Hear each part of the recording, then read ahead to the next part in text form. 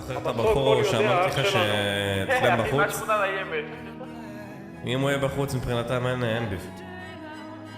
הוא יהיה כוכב אחרי זה ברולפליי. לא, אתה יודע מה קורה לקליפ? אני רוצה שאת הקטע הזה אתם תיקחו, כן? אתם תיקחו עכשיו.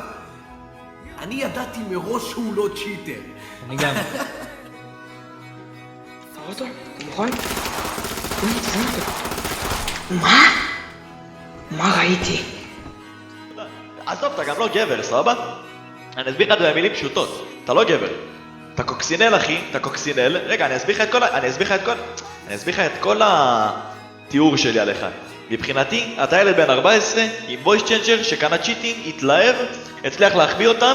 בוא, חכה תני לסיים. קיבל בן, התעצבן שהוא קיבל בן, ובגלל הגיל שלו, שהוא לא בגיל ההתבגרות, הוא בגיל ההתקנטות, יותר נכון?